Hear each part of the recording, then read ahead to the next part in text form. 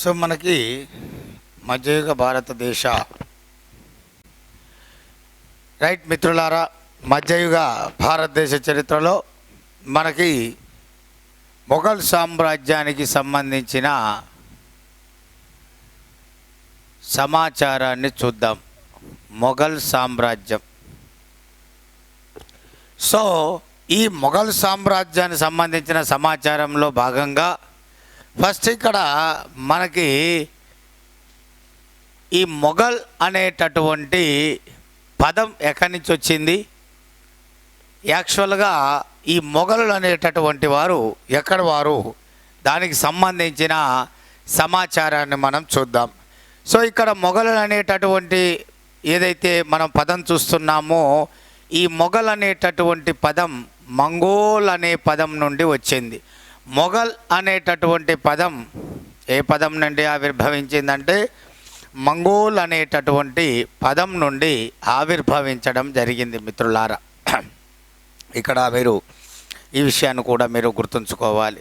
మొఘల్ అనేటటువంటి పదం ఏ పదం నుండి వచ్చిందయ్యా అంటే మంగోల్ అనేటటువంటి పదం నుండి ఆవిర్భవించడం అనేది జరిగింది. మరి ఈ మొఘలులు అనేవాళ్ళు ఎక్కడి వాళ్ళయ్యా అంటే ఉజ్బెకిస్తాన్, మంగోలియా ప్రాంతాలకు చెందినవారు. ఉజ్బెకిస్తాన్, మంగోలియా ఈ దేశాల నుండి వచ్చినటువంటి వారు. వాళ్ళ యాక్చువల్గా వాళ్ళ యొక్క నేటివ్ ప్లేస్ అనేది ఉజ్బెకిస్తాన్, మంగోలియా అని చెప్పేసి అనవచ్చును. మరి ఇక్కడ మొఘలులు యాక్చువల్గా భారతదేశాన్ని మనకు 1526 నుంచి 1857 వరకు పరిపాలన చేశారు. 1526 నుంచి 1857 అనగా సిపాయిల తిరుగుబాటు వరకు వీళ్ళు పరిపాలన చేయడం అనేది జరిగిందని చెప్పేసి మనం అన్నాం. మరి ఇందులో అత్యంత కీలకమైనటువంటి ఈ యొక్క మొఘల్ సామ్రాజ్యాన్ని పరిపాలించిన చక్రవర్తులను తొలి మొఘలులు, అలాగే మలి మొఘలులు అని చెప్పేసి విభజించడం జరిగింది. తొలి మొఘలులు అలాగే మలి మొఘలులు. తొలి మొఘలులు అంటే ఇక్కడ క్రీస్తు శకం 1526 నుంచి క్రీస్తు శకం 1707 వరకు, క్రీస్తు శకం 1707 నుండి క్రీస్తు శకం 1857 వరకు మనము ఈ మొఘలులను చరిత్రకారులు 2 రకాలుగా విభజించారు. ఔరంగజేబు, బాబర్ నుంచి ఔరంగజేబు వరకు తొలి మొఘలులు, బాబర్ నుంచి ఔరంగజేబు వరకు తొలి మొఘలులు. ఔరంగజేబు మరణం తర్వాత ఔరంగజేబు యొక్క వారసులు మొదటి బహదూర్ షా నుండి రెండో బహదూర్ షా వరకు, మొదటి బహదూర్ షా నుండి రెండో బహదూర్ షా వరకు మలి మొఘలులుగా చెప్తాము. ఈ యొక్క పాయింట్ను కూడా మీరు ఇక్కడ గుర్తుంచుకోవాలి.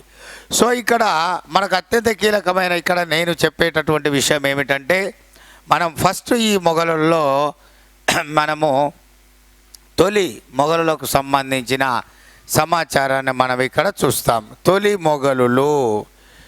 మొఘలులు అంటే ఎక్కడి నుంచి అని చెప్పాను, బాబర్, అలాగే హుమాయూన్, అలాగే మనకు అక్బర్, అలాగే మనకు జహంగీర్, అలాగే మనకు ఇక్కడ జహాంగీర్, అలాగే షాజహాన్, అలాగే మనకి ఇక్కడ ఔరంగజేబ్. సో మనకి ఇక్కడ బాబర్, హుమాయూన్, అలాగే మనకు అక్బర్, జహాంగీర్, షాజహాన్, ఔరంగజేబ్. వీళ్ళ పీరియడ్ చూస్తే 1526 నుంచి క్రీస్తు శకం 1530 వరకు బాబర్. హుమాయూన్ యొక్క పీరియడ్ చూస్తే క్రీస్తు శకం 1530 నుంచి క్రీస్తు శకం 1540, క్రీస్తు శకం 1555 నుంచి క్రీస్తు శకము 1556. అంటే మొత్తము ఈయన 11 సంవత్సరాలే పరిపాలించాడు. మరి మధ్యలో ఢిల్లీని పరిపాలించింది ఈ యొక్క 15 సంవత్సరాలు ఏ వంశమయ్యా అంటే సూర్వంశం. ఏ వంశం? సూర్వంశం. సో ఆ సూర్వంశంలో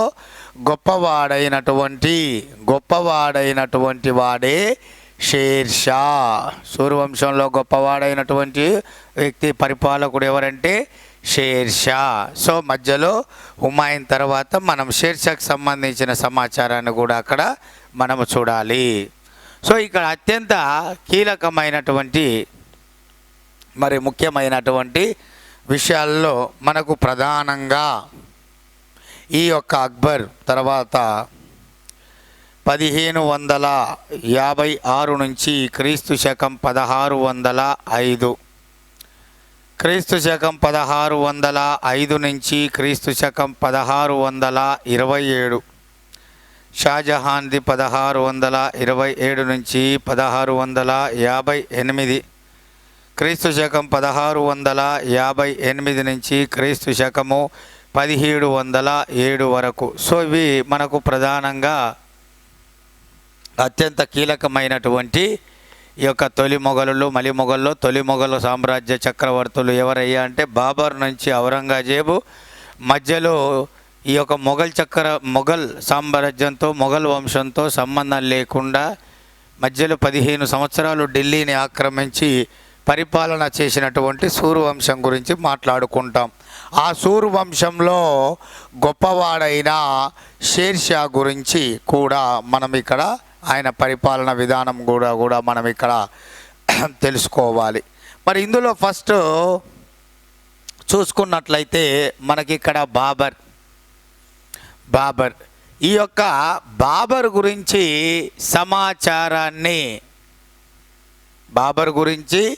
సమాచారాన్ని మనకు వివరిస్తున్న గ్రంథం తుజ్కీ ఈ బాబరి. ఇది బాబరి యొక్క స్వీయ చరిత్ర. తుజ్కీ బాబరి అనేది బాబరి యొక్క స్వీయ చరిత్ర. దీన్ని టర్కీ భాషలో రచించాడు. టర్కీ భాషకు శిరోభూషణం లాంటిది ఈ తుజ్కీ బాబరి. టర్కీ భాషకి శిరోభూషణం లాంటిది. ఇది బాబరి యొక్క స్వీయ చరిత్ర. మరి ఈ తుజ్కీ బాబరి అనేది బాబర్ నామాగా దీనిని పర్షియన్ భాషలో రచించి అనువాదం చేసిన వాడు అబ్దుల్ రహీం అనేటటువంటి వాడు. అబ్దుల్ రహీం బైరంగ్ ఖాన్ యొక్క కుమారుడు. ఈ యొక్క జహాంగీర్ అక్బర్ పీరియడ్లో ఉన్నటువంటి వాడు. ఆయన గురించి బాబర్ గురించి తెలుసుకొని ఈ అద్భుతమైనటువంటి ఆయన స్వీయ చరిత్ర ఆయన రాసిన గ్రంథాన్ని ఈయన బాబర్ నామాగా పర్షియన్ భాషలోకి అనువదించడం జరిగింది. మరి ఈ గ్రంథాన్ని ఆంగ్ల భాషలోకి అనువదించింది ఎవరయ్యా అంటే మేడం బేవరిడ్జ్. సో ఈ మేడం బేవరిడ్జ్ అనేటటువంటి ఆమె ఈ యొక్క బాబర్ యొక్క స్వీయ చరిత్రను ఆంగ్ల భాషలోకి అనువదించిన ఆమె ఎవరంటే మేడం బేవరిడ్జ్. ఇక్కడ ఈ విషయాన్ని కూడా మీరు గుర్తుంచుకోవాలి, మేడం బేవరిడ్జ్. సో ఇక్కడ అత్యంత కీలకమైనటువంటి మరి ముఖ్యమైనటువంటి విషయాలు. మరి ఆ ముఖ్యమైనటువంటి విషయాల్లోకి వస్తే ఈ యొక్క ఏదైతే గ్రంథం ఉందో ఈ గ్రంథం ప్రకారం బాబర్కి సంబంధించిన పూర్వ చరిత్ర మనకు చరిత్రకారులు అర్థం చేసుకోవడం జరిగింది. దీని ప్రకారం బాబర్ అనేవాడు క్రీస్తు శకం 1483 ఫిబ్రవరి 14న నేటి ఉజ్బెకిస్తాన్ దేశంలోని ఫర్గానాలో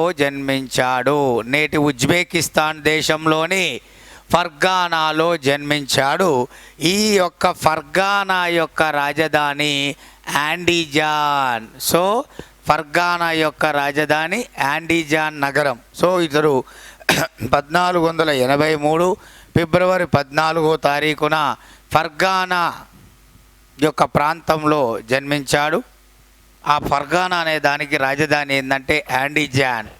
మరి ఈయన తల్లిదండ్రులు ఎవరనేది చూస్తే ఉమర్ షేక్ మీర్జా. తండ్రి పేరు ఉమర్ షేక్ మీర్జా, తల్లి పేరు కుతులుగ్గు నిగార్ ఖాన్. సో తండ్రి పేరు ఉమర్ షేక్ మీర్జా, తల్లి పేరు కుతులుగ్గు నిగార్ ఖాన్.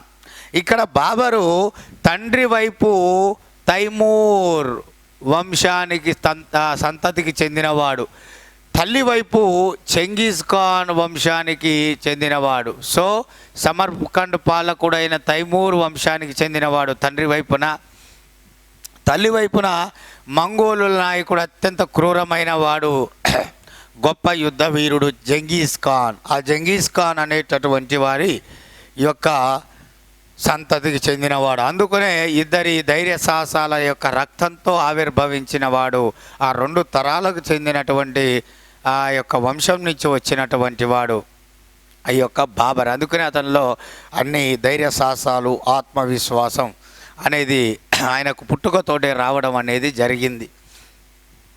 మరి ఇందులో అత్యంత కీలకమైనటువంటి మీరు ఇక్కడ ఒక విషయాన్ని ఇక్కడ గమనించాలి.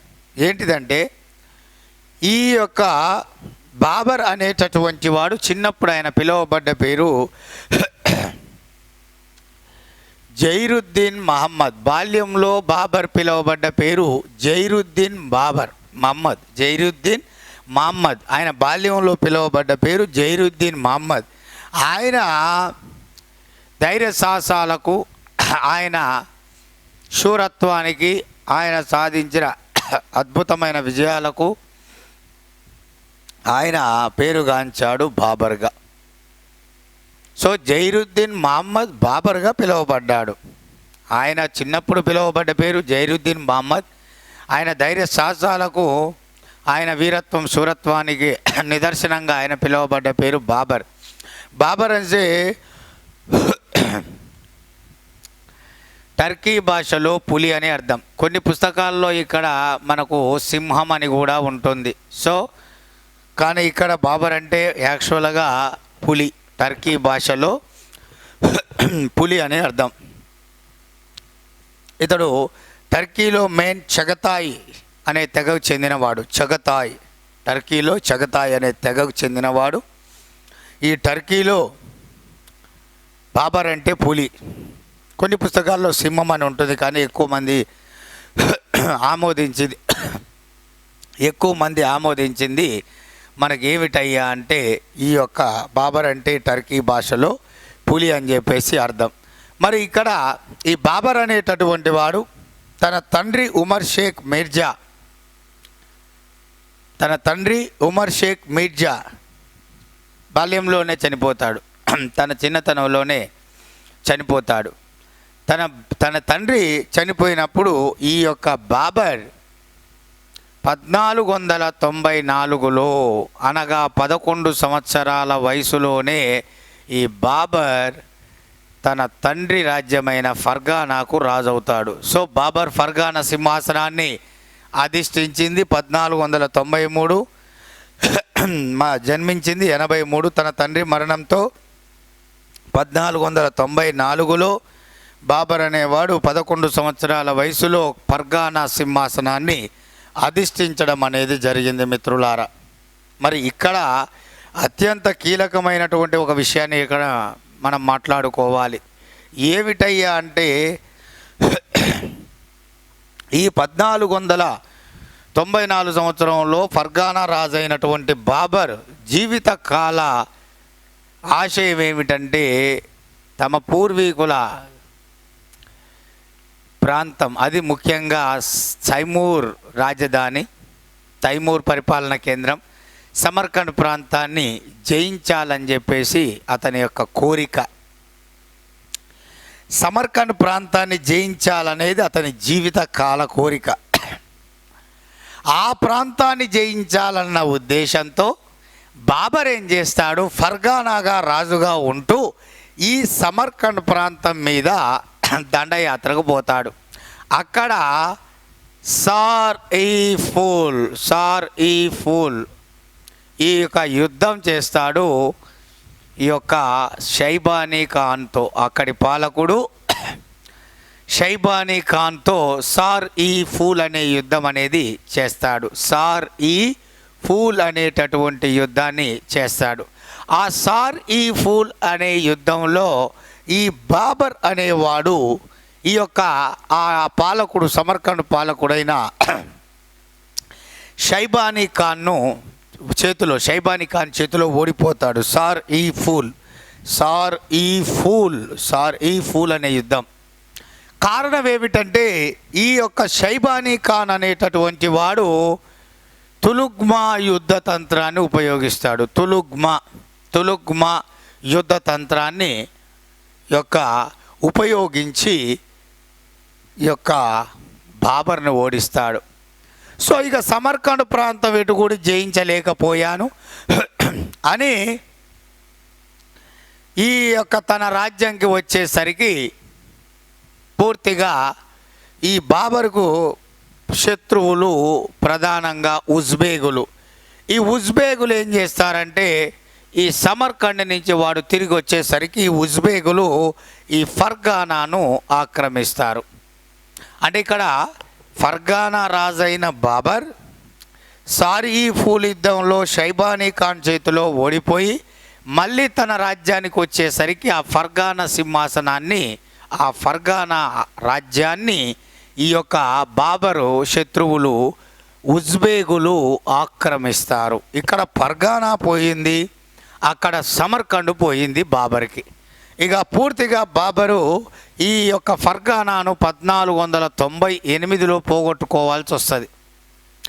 ఫర్గానా ప్రాంతం పోయిన తర్వాత బాబర్ అనేటటువంటి వాడు ఫర్గానా ప్రాంతం పోయిన తర్వాత ఈ బాబర్ అనేటటువంటి వాడు నేటి ఆఫ్ఘనిస్తాన్లోని కాబూల్కు రావడం జరిగింది. కాబూల్లో రాజ్యం పోగొట్టుకున్న బాబర్ తిరుగుతూ కాబూల్నైనా సరే చేజిక్కించుకోవాలి అనుకుంటాడు. కానీ అక్కడ పరిస్థితులు మొదట్లో తనకు అనుకూలించవు. మరి ఆ పరిస్థితులను తనకు అనుకూలంగా మార్చుకునేదాకా బాబర్ వెయిట్ చేస్తాడు. మరి అందులో భాగంగానే ఈ బాబర్ ఈ యొక్క కాబూల్ను ఫర్గానాను 1498లో కోల్పోయిన తర్వాత కాబూల్కు వెళ్ళి అక్కడ సంచారం చేస్తూ తిరుగుతూ అక్కడున్న పరిస్థితులు గమనిస్తూ ఆ కాబూల్ అనగా ఆఫ్ఘనిస్తాన్ పక్కనే ఉన్న భారతదేశం యొక్క స్థితిగతులను తెలుసుకుంటాడు. 1503 సంవత్సరంలో అక్కడ దీన్నే మనం దికత్ అని కూడా అంటారు. 1503లో తిగత్ అనేటటువంటి ఈ కాబూల్లోని ఒక ప్రాంతంలో అలా తిరుగుతూ సంచారం చేసుకుంటూ ఈ బాబర్ ఒక అనుకూలమైనటువంటి ఒక వార్త వింటాడు తనకి. ఏమిటయ్యా అంటే 1503లో కాబూల్లోని దికత్ అనేటటువంటి గ్రామంలో ఒక ముసలి ఆవిడ ఒక వృద్ధ మహిళ నుండి ఈ బాబర్ అనేటటువంటి వాడు ఈ యొక్క భారతదేశం గురించి, పక్కనే ఉన్న భారతదేశం గురించి, భారతదేశ స్థితిగతుల గురించి, భారతదేశంలో వనరులు సంపదలు గురించి, అక్కడ రాజ్యం కోసం కొట్లాడుకునే రాజుల అనైక్యత గురించి అన్ని విషయాలను పూసగుచ్చినట్లుగా ఆ దికత్ అనే గ్రామంలో ఆ ముసలి ఆవిడ ఈయనకు క్లియర్గా చెప్తుంది. ఎవరికి అయ్యా అంటే బాబర్కి.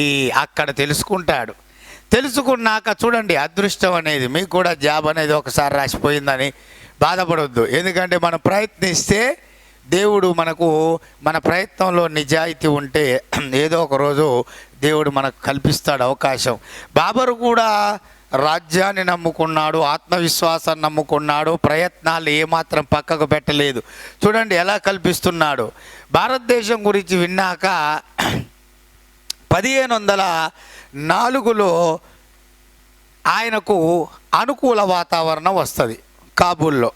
ఆ అనుకూల వాతావరణం, ఆ పరిస్థితులను తన వైపుకు తిప్పుకొని 1504లో ఈ యొక్క బాబర్ కాబూల్ ప్రాంతాన్ని ఆక్రమించి కాబూల్కి రాజయ్యాడు. సో ఫర్గానా పోయింది, సమర్కండ్ పోయింది. చివరకు బాబర్ తన ధైర్య సాహసాలతో, ముందు చూపు తెలివితో 1504లో ఈ యొక్క కాబూల్కి రాజు కావడం జరిగింది. ఈ కాబూల్ సింహాసనం అధిష్ఠించిన వెంటనే బాబర్ పొందిన బిరుదు ఏమిటయ్యా అంటే బాదుషా. బాబర్ పొందిన బిరుదులు ఏమిటంటే బాదుషా. మరి ఈ బాదుషాతో పాటు బాబర్ పొందిన బిరుదులు ఏమిటయ్యా అంటే గాజీ. గాజీ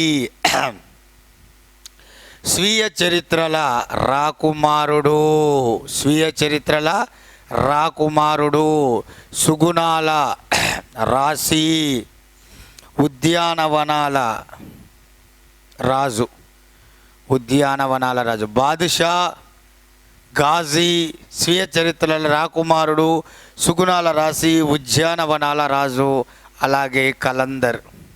కలందర్ అంటే మత వ్యాప్తికుడు అని అర్థం.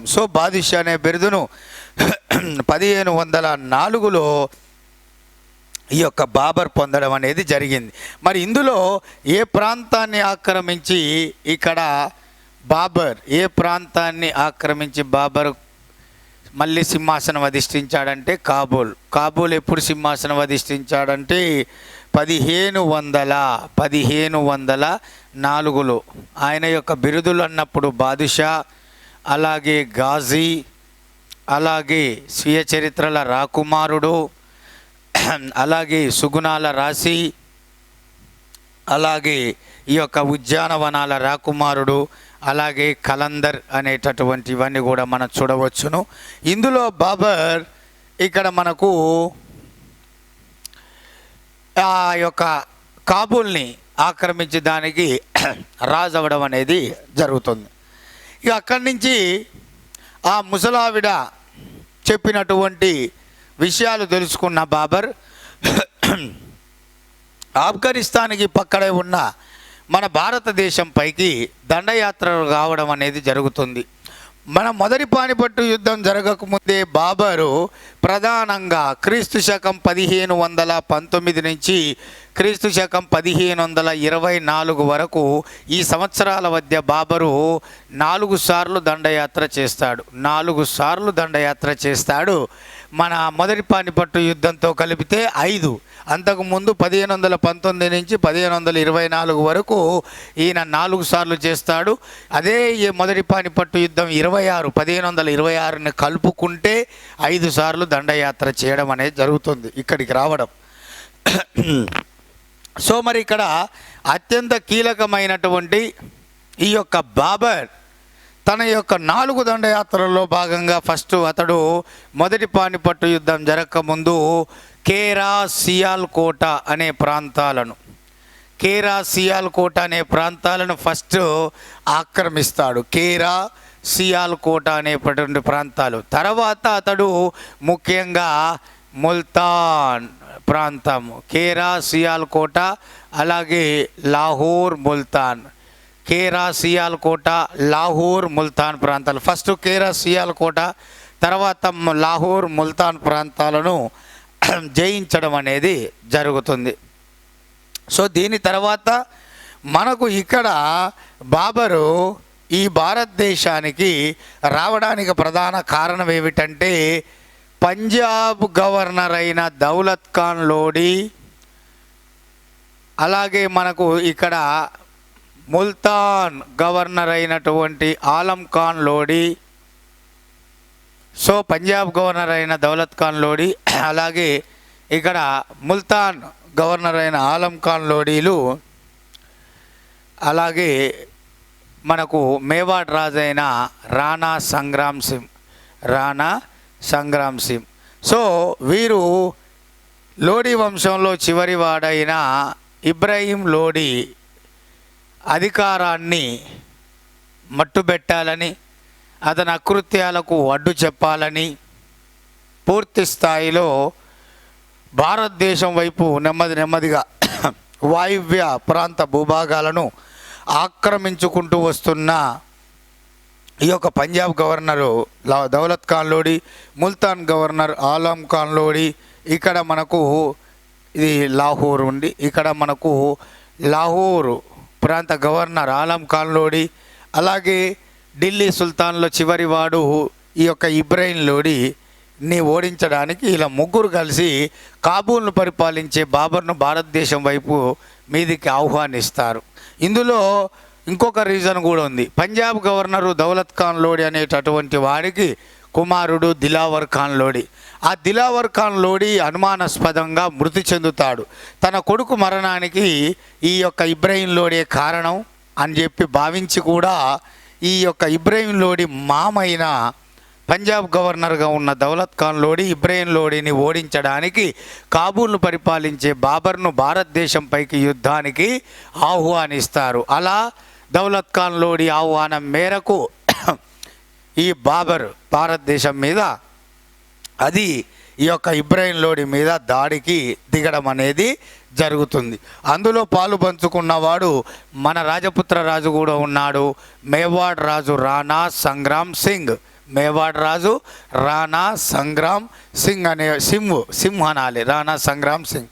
వీళ్ళ ముగ్గురు ఈ యొక్క చేసిన కుట్ర వలన ఈ బాబర్ అనేవాడు భారతదేశంపైకి దండయాత్ర చేసి అది ఢిల్లీ పాలకుడైన ఇబ్రాహీం లోడీ మీద క్రీస్తు శకం 1526 ఏప్రిల్ 21వ తేదీన నేటి హర్యానా రాష్ట్రంలోని మొదటి పానిపట్టు అంటే పానిపట్టు ప్రాంతంలో ఈ యొక్క మొదటి పానిపట్టు యుద్ధాన్ని చేయడం అనేది జరుగుతుంది 1526 ఏప్రిల్ 21న. అలా మొదటి పానిపట్టు యుద్ధం నుంచి మొదలుకొని బాబర్ ఇక్కడ చేసిన యుద్ధాల్లో చూస్తే మొదటి పానిపట్టు యుద్ధం తర్వాత కాన్వా యుద్ధం తర్వాత చందేరి యుద్ధం తర్వాత గోగ్రా యుద్ధాలని ఈయన మనోడు ఇక్కడ పూర్తిగా ఈ యుద్ధాలు చేస్తాడు. 1526 ఏప్రిల్ 21న మొదటి పానిపట్టు యుద్ధంలో ఈ యొక్క బాబర్ ఇబ్రాహీం లోడీని ఓడించడం జరుగుతుంది. ఓడించి విజయం సాధించిన బాబర్ ఢిల్లీ ఆగ్రాలను ఆక్రమించి ఢిల్లీని రాజధానిగా చేసుకొని భారతదేశంలో మొఘల్ సామ్రాజ్యాన్ని స్థాపించడం జరుగుతుంది. అంటే భారతదేశంలో మొఘల్ సామ్రాజ్య స్థాపనకు పునాది వేసిన యుద్ధం. భారతదేశంలో మొఘల్ సామ్రాజ్య స్థాపనకు పునాది వేసిన యుద్ధం ఏమిటయ్యా అంటే ఈ యొక్క మొదటి పానిపట్టు యుద్ధం అని చెప్పవచ్చును. ఈ యుద్ధంలో సంగ్రామ్ సింగ్ అలాగే దౌలత్ ఖాన్ లోడీ, ఆలం ఖాన్ లోడీ అనేటటువంటి వారు ఇందులో తన కొడుకు హుమాయూన్ కూడా సహకరిస్తాడు. హుమాయూన్ కూడా తన తండ్రి బాబర్ వెంటే యుద్ధ రంగంలోకి వెళ్తాడు. మరి ఈ యుద్ధంలో బాబర్ ముఖ్యంగా ఫిరంగి దళాన్ని ఉపయోగించాడు. అరబా అనేటటువంటి ఒక యుద్ధ వలయాన్ని ఇందులో ప్రధానంగా ఉపయోగించాడు. అరబా అనే యుద్ధ వ్యూహం, దీనితో పాటు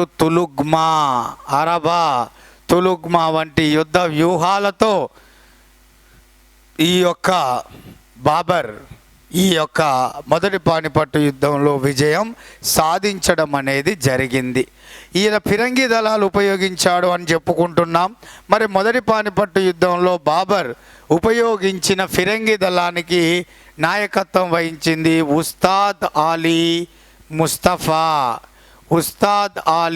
ముస్తఫా అనేటటువంటి వారు. ఉస్తాద్ ఆలీ ముస్తఫా అనేటటువంటి వారు ఈ ఫిరంగి దళానికి నాయకత్వం వహించడం జరిగింది.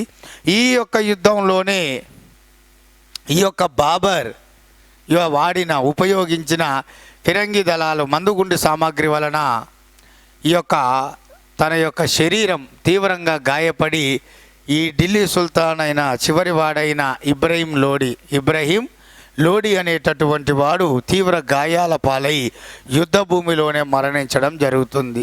అందుకనే భారతదేశ చరిత్రలో యుద్ధ భూమిలో మరణించిన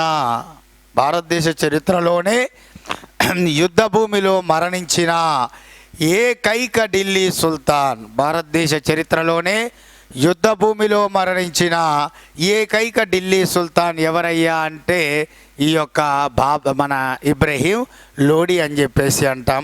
బాబర్ మొదటి పానిపట్టు యుద్ధంలో విజయానికి ప్రధాన కారణం ఏమిటంటే ఫిరంగి దళం. ఆయన ఫిరంగి దళంలో వ్యూహాలు ఏంటి అంటే యుద్ధ వ్యూహాలు అరబా, తులుగ్మా అనేటటువంటివి.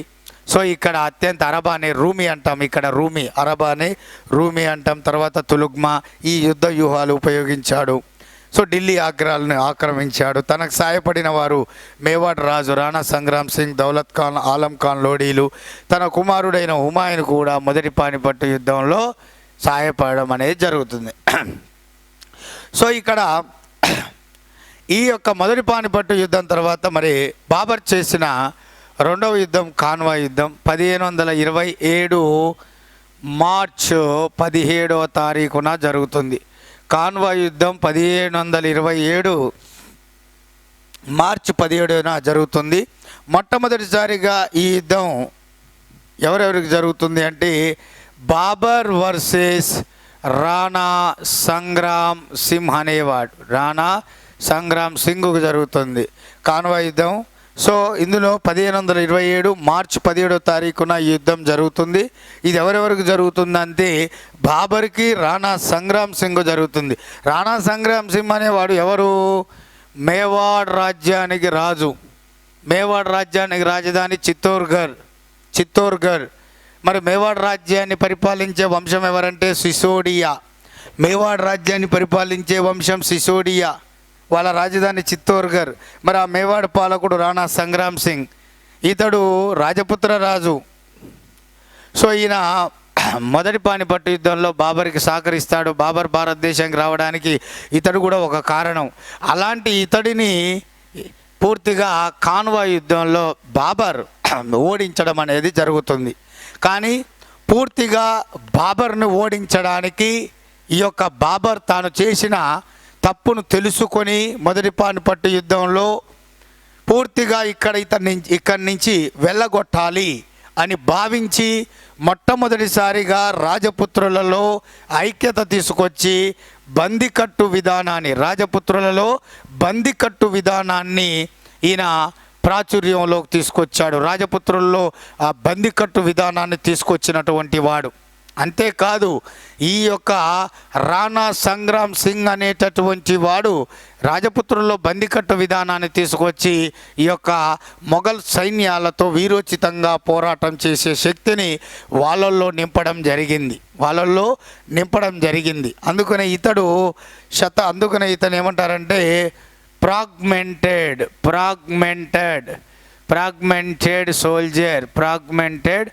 సోల్జర్ అని చెప్పేసి అంటాం. Fragmented soldier. అలాగే శతసంగ్రామ యుద్ధ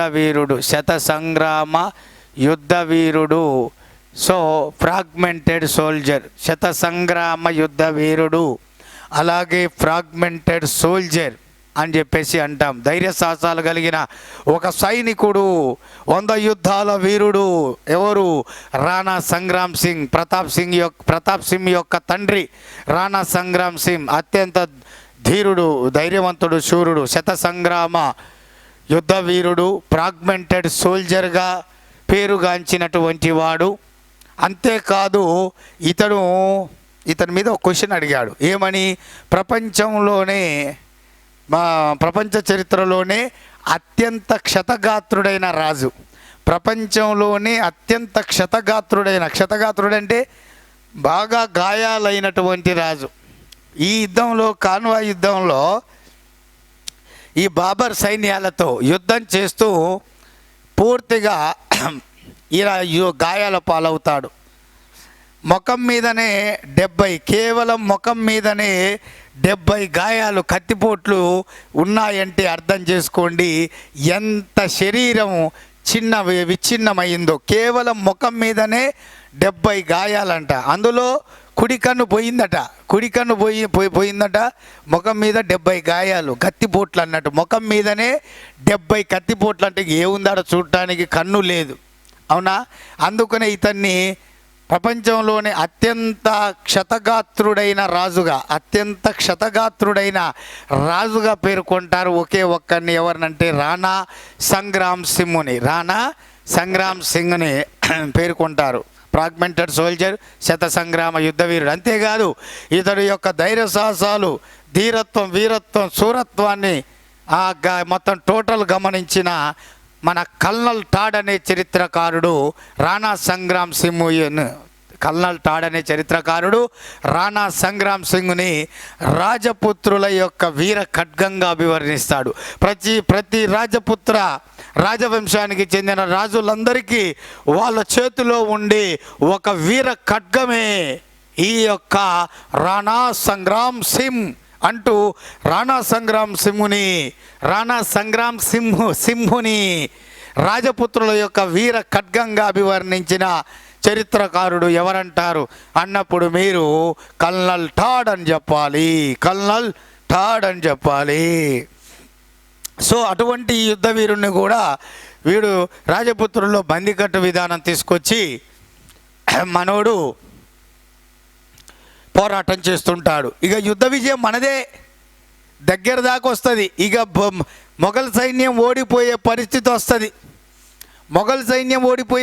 వస్తుంది, మనోడు గెలిచే సమయం వస్తుంది. కానీ ఇది గమనించిన మొఘల్ సైన్యం ఓడిపోతుంది, సైనికులలో విశ్వాసం లోపిస్తున్నది.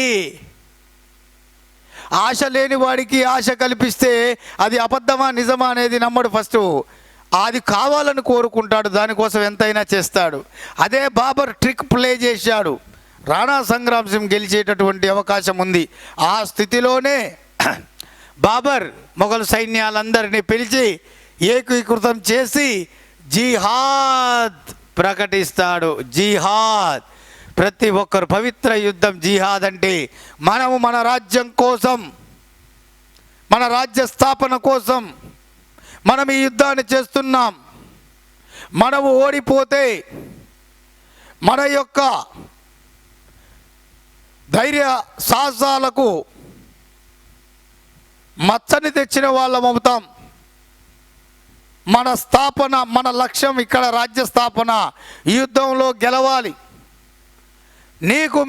మీకు నేను అండగా ఉన్నాను అని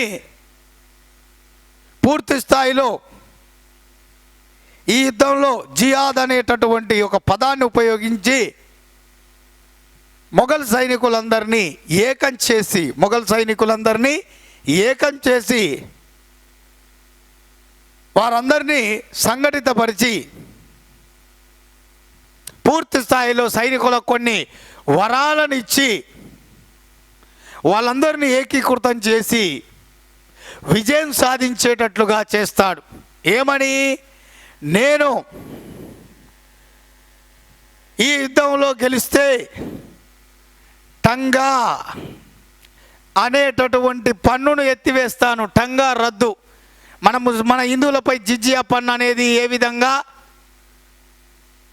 ముస్లిం పాలకులు మన హిందువులపై విధించారో మతపరమైన పన్ను, మన హిందూ పాలకులు కూడా ముస్లిములపై విధించిన మతపరమైన పన్ను టంగా.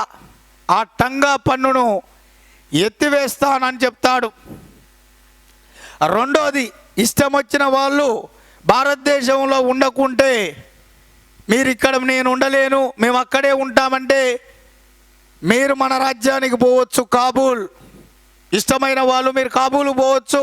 సైనికులారా, మీకు అనుమతి నేను ఇస్తున్నాను, ఇక్కడ ఉండాల్సిన అవసరం లేదు.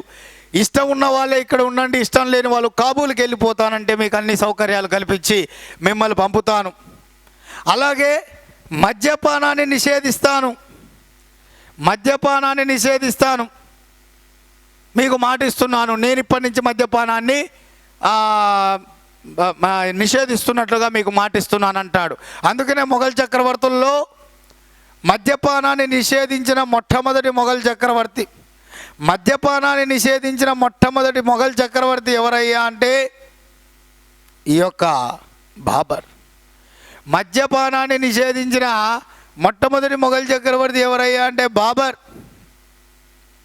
సో ఇవన్నీ కూడా కాన్వా యుద్ధంలో భాగంగా చేసి జియాద్ అనేటటువంటి పదాన్ని ఉపయోగించి వాళ్ళల్లో సైనికుల్లో ఉత్సాహాన్ని నింపుతాడు, ఈ వరాలు ప్రకటిస్తాడు.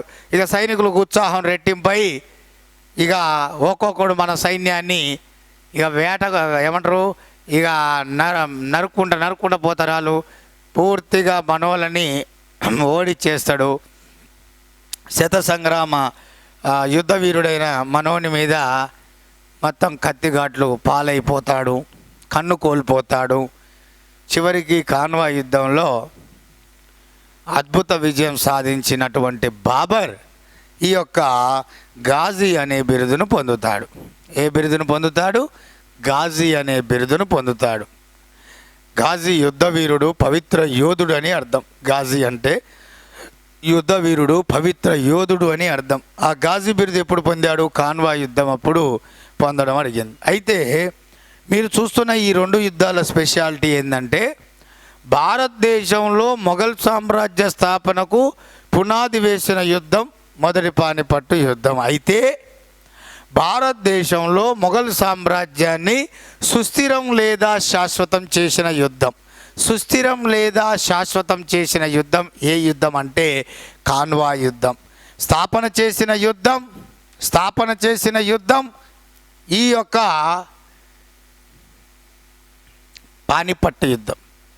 భారతదేశంలో మొఘల్ సామ్రాజ్యాన్ని సుస్థిరం లేదా శాశ్వతం చేసిన యుద్ధం ఏ యుద్ధం అయ్యా అంటే ఈ యొక్క కాన్వా యుద్ధం. తర్వాత చందేరి యుద్ధం. ఈ చందేరి యుద్ధము 1528 జనవరి 29 జనవరి 20న ఈ యుద్ధం జరుగుతుంది. 1528 జనవరి 20న ఈ యుద్ధం జరుగుతుంది. ఈ యొక్క రాణా సంగ్రామ్ సింగ్ మెయిన్ అనుచరుడే ఈ యొక్క చందేరి పాలకుడైన మేదినీ రాయ్. ఈ మేదినీ రాయ్ అనేవాడు కాన్వా యుద్ధంలో పాల్గొంటాడు. కాన్వా యుద్ధంలో రాణా సంగ్రామ్ సింగ్కు మద్దతు ఇచ్చింది మేదినీ రాయ్. కాన్వా యుద్ధంలో బాబర్కి సపోర్ట్ చేసింది ఎవరంటే ఇక్కడ కూడా తన కొడుకైన హుమాయూన్, అలాగే సూర్వంశానికి చెందినటువంటి వాడు షేర్షా. సో కాన్వా యుద్ధంలో బాబర్కి సపోర్ట్ చేసిన వాళ్ళలో సహాయపడింది ఎవరంటే బాబర్ కొడుకు హుమాయూన్, అలాగే ఈ యొక్క షేర్షా. ఇద్దరు కూడా బాబర్కు సపోర్ట్ చేస్తారు. మరి రాణా సంగ్రామ్ సపోర్ట్ చేసింది ఎవరంటే ఈ యొక్క చందేరి పాలకుడైన మేదినీ రాయ్. అతని మీదనే 1528 జనవరి 20వ తారీఖున ఈ యొక్క చందేరి యుద్ధాన్ని చేస్తాడు. ఈయన బుందేల్ఖండ్ ప్రాంత పాలకుడు ఈ చందేరి ప్రాంతం వద్ద యుద్ధం చేసి ఈ బుందేల్ఖండ్ ప్రాంత పాలకుడైన మేదినీ రాయ్ని ఓడిస్తాడు. ఏ యుద్ధం అంటే చందేరి యుద్ధం. ఏ యుద్ధం? చందేరి యుద్ధంలో బుందేల్ఖండ్ ప్రాంత పాలకుడైన మేదినీ రాయ్ను ఓడించి చందేరి యుద్ధంలో విజయం సాధిస్తాడు. ఈ యుద్ధం తర్వాత నుంచే, ఈ చందేరి యుద్ధం దగ్గర నుంచే రాజపుత్ర స్త్రీలు జౌహార్ విధానాన్ని అనుసరించారు. మొఘళ్ళ కాలం జౌహార్ విధానాన్ని ఈ యుద్ధం కాలం నుంచే రాజపుత్ర స్త్రీలు ఈ మొఘల్ పీరియడ్లో జౌహార్ విధానాన్ని అనుసరించడం అనేది జరిగింది. మరి ఇక చివరిది గోగ్రా యుద్ధం 1529 ఈ యొక్క మే 6 1529 మే 6న ఈ యొక్క గోగ్రా యుద్ధం అనేది జరుగుతుంది. 1500 మీరు ఒకసారి ఇక్కడ చూస్తే 1529 మే 6న ఈ గోగ్రా యుద్ధం అనేది జరుగుతుంది. ఈ గోగ్రా యుద్ధంలో ఇబ్రాహిం లోడి వారసుడైన మహమ్మద్ లోడి నాయకత్వంలోని సైన్యాలు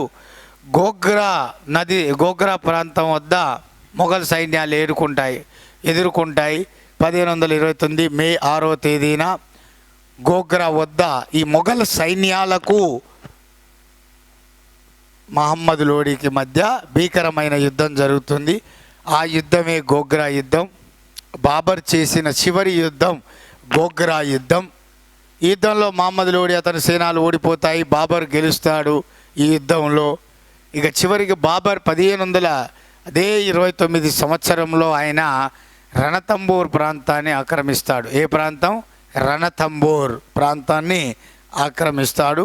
ఇక 1530లో బాబర్ అనారోగ్యంతో మరణిస్తాడు.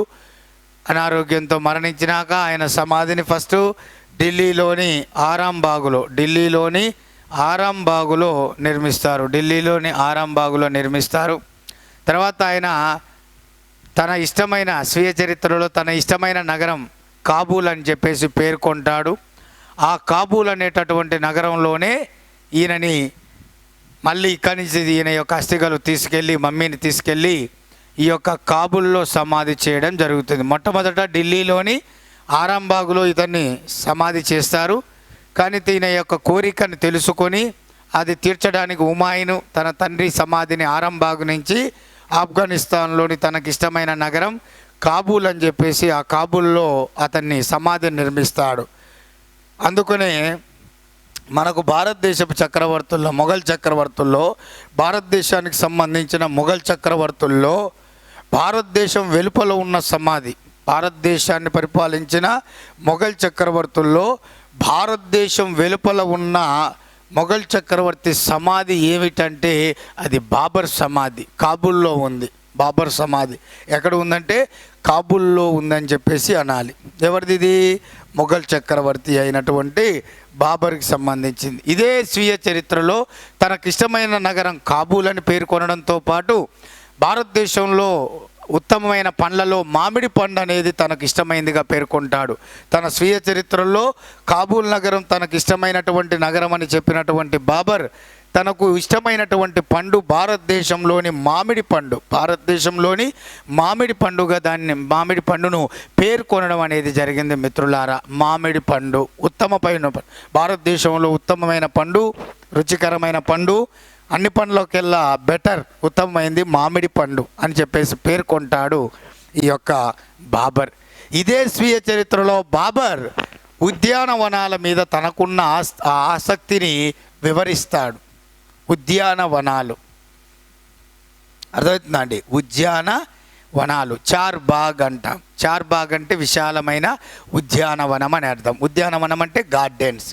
సో అతడు ఉద్యానవనాల మీద లేదా చార్ బాగుల మీద ఉన్న ఆసక్తిని ఈ యొక్క తన స్వీయ చరిత్రలో క్లియర్గా వివరించడం జరుగుతుంది. అందుకనే ఈ బాబర్ పానీపట్టులో కాబూలీ బాగ్ పేరుతో ఉద్యానవనాలు నిర్మించాడు.